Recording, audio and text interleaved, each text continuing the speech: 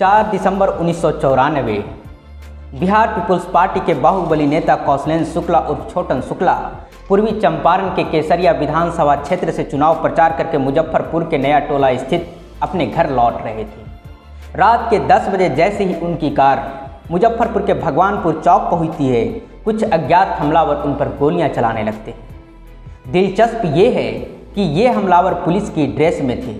छोटन शुक्ला सहित उसके साथ रहे 4 और लोगों की स्पॉट पर ही मौत हो जाती है। उसका एक साथी जान बचाकर भाग जाता है और छोटन शुक्ला के घर पहुंचकर उसके भाई अवधेश शुक्ला उर्फ भुटकुन शुक्ला को खबर देता है।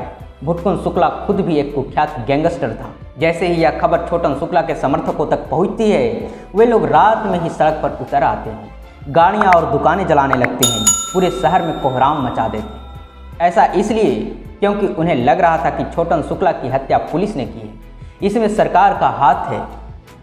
अगले दिन 5 दिसंबर को छोटन शुक्ला के शव को उसके गांव वैशाली के खजहा चक ले जाने के क्रम में शव यात्रा निकाली जाती है। उस शव यात्रा में बड़ी तादाद में लोग शामिल हो जाते हैं। नेतृत्व कर रहा होता है भुटकुन शुक्ला। भीड़ इतनी ज़्यादा बढ़ जाती है कि प्रशासन के लिए कंट्रोल करना काफ़ी मुश्किल हो जाता है। उसी रास्ते से गोपालगंज के डीएम जी कृष्णैया का काफिला गुजर रहा होता है। वे हाजीपुर से एक मीटिंग अटेंड करके लौट रहे होते हैं। उनकी गाड़ी खाबड़ा गांव के निकट उस शव यात्रा के भीड़ में जीटी रोड पर फंस जाती है। उनकी अम्बेसडर कार पर लगी लाल बत्ती देखकर भीड़ उत्तेजित हो जाती है। भीड़ ईंट पत्थर से डीएम जी कृष्णैया के ऊपर हमला कर देती है। वे अपने गाड़ी से निकलकर बताने की पूरी कोशिश करते हैं कि वह मुजफ्फरपुर के डीएम नहीं हैं, वे गोपालगंज के डीएम हैं। उनका इस हत्या से कोई लेना देना नहीं है। वे अपनी ड्यूटी के क्रम में केवल इस रास्ते से गुजर रहे हैं, लेकिन भीड़ उनकी एक नहीं सुनती। उनको खींचकर गाड़ी से बाहर निकाला जाता है। भीड़ के हाथों में जो भी आता है उससे डीएम पर वार करने लगती है। तभी एक आवाज़ आती है, देखता क्या है भुटकुन, बदला ले लो। मानो वो भीड़ से कह रहा हो, भुटकुन से कह रहा हो कि उसके भाई का हत्यारा डीएम ही है। इतना सुनते ही भुटकुन शुक्ला ने डीएम पर गोली चला दी। कोर्ट में चश्मदीद गवाहों ने कहा कि ये शब्द आनंद मोहन के थे। अब सवाल है कि कौन था छोटन शुक्ला, कौन थे उनके हत्यारे और क्यों आनंद मोहन उसके शव यात्रा में शामिल हुए थे। आगे हम इन्हीं सवालों के जवाब तलाशेंगे। 1990 का दौर संक्रमण का काल था। संक्रमण का दौर था। पिछड़ी जातियों को शैक्षणिक संस्थानों और नौकरियों में आरक्षण देने वाला मंडल कमीशन इसी वर्ष लागू हुआ था। पूरे देश में सवर्ण जातियों ने इसका विरोध किया और पिछड़ी जातियों ने पुरजोर समर्थन। बिहार में भी मंडल कमीशन के नाम पर टकराव देखने को मिला। बिहार में मंडल कमीशन के सबसे प्रबल समर्थक और इसे लागू करवाने में महत्वपूर्ण भूमिका निभाने वाले लालू यादव बिहार के मुख्यमंत्री थे। तब वे जनता पार्टी से मुख्यमंत्री बने थे। उसी जनता पार्टी के एक विधायक थे आनंद मोहन। आनंद मोहन मंडल कमीशन के विरोध का झंडा उठाए थे। जब प्रधानमंत्री रहे वीपी सिंह ने मंडल कमीशन लागू कर दिया तो आनंद मोहन ने पार्टी छोड़ दी और एक अलग पार्टी बनाया। नाम रखा Bihar people's party, BPP. Anand Mohan सवर्ण जातियों को बीपीपी के झंडा तले गोलबंद करने लगे। उन्हें आरक्षण विरोधी सवर्ण जातियों का भरपूर समर्थन भी मिला। इस जातीय गठजोड़ को वो बुलेट राइफल समीकरण कहते थे। बुलेट मतलब भूमिहार और राइफल मतलब राजपूत। एक तरह से यह लालू यादव के तथाकथित MY समीकरण के काट के तौर पर प्रस्तुत किया गया था। इसका सकारात्मक परिणाम भी देखने को मिला। 1994 में वैशाली लोकसभा का उपचुनाव हुआ। आनंद मोहन ने अपनी पत्नी लवली आनंद को बिहार पीपुल्स पार्टी के चुनाव चिन्ह पर मैदान में उतार दिया। जनता पार्टी ने भी मशहूर राजनीतिक हस्ती सत्येंद्र नारायण सिन्हा, जो बिहार के मुख्यमंत्री भी रह चुके थे, उनकी पत्नी किशोरी सिन्हा को मैदान में उतारा। लालू यादव ने किशोरी सिन्हा के समर्थन में सैकड़ों रैलियां की, लेकिन राइफल बुलेट समीकरण के आगे जनता दल की दाल नहीं गल सकी। किशोरी सिन्हा चुनाव हार गई।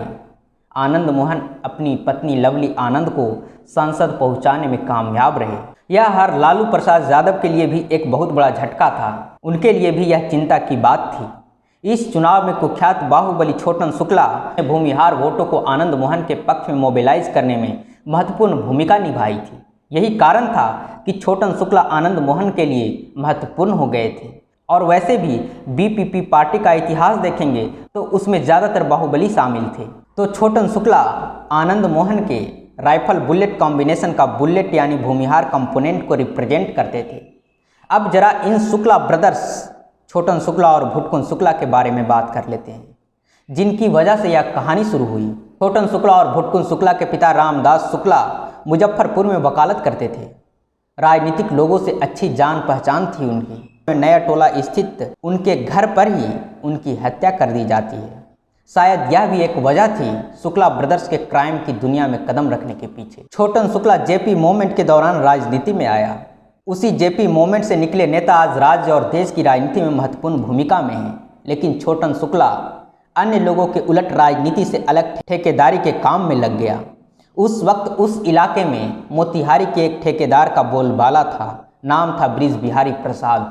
आगे चलकर वे लालू प्रसाद यादव के मंत्रिमंडल में ऊर्जा मंत्री और राबड़ी देवी के मंत्रिमंडल में विज्ञान व तकनीकी मंत्री बने। अभी इनकी पत्नी रमा देवी शिवहर से भाजपा के टिकट पर सांसद हैं। बृज बिहारी प्रसाद का प्रभाव उस इलाके में कितना है उसे आप इस बात से समझ सकते हैं कि उनके न रहने के बावजूद उनकी पत्नी 3 बार से शिवहर से जीत रही हैं। बृज बिहारी प्रसाद को मुजफ्फरपुर के एक विधायक रघुनाथ पांडे, जो तब कांग्रेस के विधायक हुआ करते थे, का समर्थन प्राप्त था। रघुनाथ पांडे एक प्रभावशाली राजनेता थे। सत्येंद्र नारायण सिन्हा के मंत्रिमंडल में मंत्री भी रह चुके थे। 1980 में छोटन शुक्ला बृज बिहारी के करीब आया। बृज बिहारी के राजनीतिक पकड़ का फायदा उठाया और कॉन्ट्रैक्ट हासिल करने लगा। अब तक छोटन शुक्ला के ऊपर चोरी, डकैती, धमकी आदि के दर्जनों आपराधिक मामले दर्ज हो चुके थे। इसी तरह शुक्ला ब्रदर्स का क्राइम और कॉन्ट्रैक्ट का धंधा साथ साथ चल रहा था। छोटन शुक्ला को भी अब रघुनाथ पांडे का आशीर्वाद हासिल हो चुका था। रघुनाथ पांडे का झुकाव छोटन शुक्ला की ओर इसलिए भी हो गया था क्योंकि बृज बिहारी की महत्वाकांक्षा बढ़ती जा रही थी। वह राजनीति में अपना कदम बढ़ा रहे थे। 1990 में वे विधायक बन चुके थे और लालू प्रसाद यादव के सरकार में ऊर्जा मंत्री भी बन गए थे। मोतिहारी से मुजफ्फरपुर तक के बैकवर्ड कास्ट के वोट पर उनकी पकड़ गहरी होती जा रही थी। उन्होंने उस इलाके की पूरी वोटिंग पैटर्न बदल कर रख दी थी। उन्होंने बैकवर्ड कास्ट को एकजुट करके मुजफ्फरपुर और मोतिहारी के इलाके की पूरी राजनीति बदल दी थी। जिन सीटों पर फॉरवर्ड कास्ट के लोग वर्षों से जीतते आ रहे थे, वहां से अब बैकवर्ड कास्ट के लोग जीतने लगे। कहा जाता है कि उनका उस इलाके के कई विधानसभा क्षेत्रों में खासा प्रभाव था। उनके द्वारा नामित कैंडिडेट चुनाव जीत जाते थे। मुजफ्फरपुर विधानसभा सीट पर 1985 से जीतते आ रहे रघुनाथ पांडे को 1995 में विजेंद्र चौधरी ने हराया था। इसमें बृज बिहारी प्रसाद की महत्वपूर्ण भूमिका मानी जाती है। बृज बिहारी प्रसाद का प्रभाव लगातार बढ़ता ही जा रहा था। रघुनाथ पांडे की राजनीतिक जमीन खिसकती जा रही थी, इसलिए उन्होंने छोटन शुक्ला को बृज बिहारी के सामने खड़ा किया। जो छोटन शुक्ला कभी बृज बिहारी के मित्र हुआ करते थे, अब उनका सबसे बड़ा शत्रु थे। वह रघुनाथ पांडे के समर्थन से बृज बिहारी के लिए चुनौती पेश करने लगे। दोनों के बीच मुजफ्फरपुर शहर पर वर्चस्व स्थापित करने के लिए दर्जनों गैंग वार हुए, सैकड़ों लाशें गिरी। यह भी दिलचस्प है कि क्राइम की दुनिया से भले ही बृज बिहारी प्रसाद का नाम जुड़ता रहा हो, लेकिन कहते हैं कि उन्होंने अपने हाथों से कभी एक परिंदे भी नहीं मारे। फिर आप सोच रहे होंगे कि कैसे कोई आदमी जिसने कभी कोई मर्डर नहीं किया, जिसने कभी खुद से किसी क्राइम में शामिल नहीं हुआ, वह कैसे अंडरवर्ल्ड का एक महत्वपूर्ण कंपोनेंट बन गया। इसकी बात कभी और करेंगे। फिलहाल तो हम छोटन शुक्ला और भुटकुन शुक्ला के बारे में बात कर लें, आनंद मोहन के बारे में बात कर लें। तो 1990 में छोटन शुक्ला ने भी राजनीति की ओर कदम बढ़ाया। क्राइम और कॉन्ट्रैक्ट का साम्राज्य अपने भाई अवधेश शुक्ला और भुटकुन शुक्ला को सौंपकर खुद को पूरी तरह राजनीति में लगा दिया। वे आनंद मोहन की बिहार पीपुल्स पार्टी के सदस्य बन गए। 1994 में विधानसभा में एक घटना घटी। मुजफ्फरपुर में 2 आदमी को मारकर एक पेड़ से लटका दिया गया था। इसी मुद्दे को लेकर आनंद मोहन काफ़ी आक्रोशित थे। वे वेल में आ गए। चीखते चिल्लाते हुए मुख्यमंत्री लालू यादव की ओर बढ़े। बढ़ते हुए उन्होंने लालू यादव की ओर कुर्सी उछाल दिया।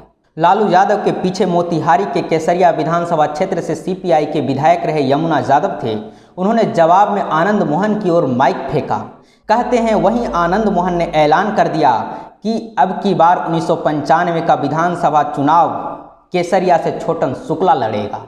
यह ऐलान यमुना यादव के लिए कम और बृज बिहारी प्रसाद के लिए ज़्यादा चिंता की बात थी। वैसे तो बृज बिहारी प्रसाद आदापुर से चुनाव लड़ते थे, परंतु वे किसी भी सूरत में छोटन शुक्ला की एंट्री मोतिहारी में नहीं चाहते थे। यूं भी मुजफ्फरपुर पर वर्चस्व के लिए दोनों के बीच लंबे समय से अदावत चली आ रही थी। खैर, छोटन शुक्ला बीपीपी के टिकट पर मोतिहारी के केसरिया से चुनाव लड़ने पहुंचे। चुनाव की तैयारी उन्होंने चुनाव से काफ़ी पहले ही कर दी। चुनाव से काफ़ी पहले ही कैंपेनिंग शुरू कर दिया। और ये बताने की ज़रूरत नहीं है कि बाहुबलियों की कैंपेनिंग या समाज सेवा कैसी होती है। गरीबों के बीच धन बांटना, गरीब लड़कियों की शादी करवाना, सरकारी अधिकारियों के चक्कर काट रहे लोगों के काम करवाना, आदि आदि। वे प्रत्येक दिन सुबह मुजफ्फरपुर से निकलते, दिन भर केसरिया में काम करते और देर रात अपने घर लौट आते। 4 दिसंबर 1994 को भी वो प्रत्येक दिन की भांति कैंपेनिंग करके केसरिया से अपने घर मुजफ्फरपुर लौट रहे थे। रात के 10 बजे उनके घर से कुछ ही दूर कुछ हथियारबंद लोग उनकी गाड़ी रुकवाते हैं। चूँकि हथियारबंद लोग पुलिस ड्रेस में थे, इसलिए छोटन शुक्ला गाड़ी रोक देते हैं। गाड़ी रुकते ही हथियारबंद लोग ताबड़तोड़ फायरिंग शुरू कर देते हैं। छोटन शुक्ला सहित उनके 4 और साथियों की मौत मौके पर ही हो जाती है। इस मौत से जहां एक तरफ छोटन शुक्ला के कैंप में मातम पसरा था, वहीं ब्रिज बिहारी प्रसाद के कैंप में जश्न मनाया जा रहा था। छोटन शुक्ला के गैंग को अंदाजा हो गया था कि इसके पीछे कौन है। हालांकि पुलिस जांच में कुछ भी सामने नहीं आया और बाद में यह केस बंद कर दिया गया। अगले दिन 5 दिसंबर को शव यात्रा निकाली जाती है। उसमें शामिल होने आनंद मोहन पहुंचते हैं। साथ होती हैं उनकी पत्नी लवली आनंद, जो 1994 में ही सांसद बनी थी, और साथ होते हैं मुजफ्फरपुर के कुछ लोकल नेता। उस जीत की वजह से आनंद मोहन काफ़ी उत्साहित थे। उन्होंने शव यात्रा रोककर उस भीड़ के सामने आक्रामक भाषण दिया। वे लालू यादव के ध्रुव विरोधी तो थे ही। इस हत्या के लिए उन्होंने लालू यादव की सरकार को जमकर कोसा। उन्होंने कहा, लालू सरकार लॉ एंड ऑर्डर के मामले में पूरी तरह फेल हो चुकी है। इसी का परिणाम है छोटन शुक्ला की हत्या। इस भाषण के बाद भीड़ काफ़ी उत्तेजित हो गई, पुलिस और प्रशासन के प्रति आक्रामक हो गई और आगे जो हुआ उससे पूरा देश स्तब्ध रह गया। उस वक्त के मुख्यमंत्री लालू यादव के गृह जिले गोपालगंज के डीएम जी कृष्णैया की नृशंस हत्या कर दी गई। इस हत्याकांड के लिए आनंद मोहन को जिम्मेदार ठहराया गया। निचली अदालत ने उन्हें फांसी की सजा सुनाई। आनंद मोहन भारत के पहले ऐसे सांसद बन गए जिन्हें मौत की सजा सुनाई गई। बाद में हाई कोर्ट ने इसे उम्र कैद की सजा में बदल दिया। यह कहानी यहीं समाप्त होती है। यह कहानी आपको अच्छी लगी तो लाइक कर दें, शेयर कर दें और साथ ही हमारे चैनल को सब्सक्राइब कर दें। और अगर आप इस वीडियो को फेसबुक पेज पर देख रहे हैं तो हमारे फेसबुक पेज द बुकवर्म 24 को लाइक कर लें, फॉलो कर लें।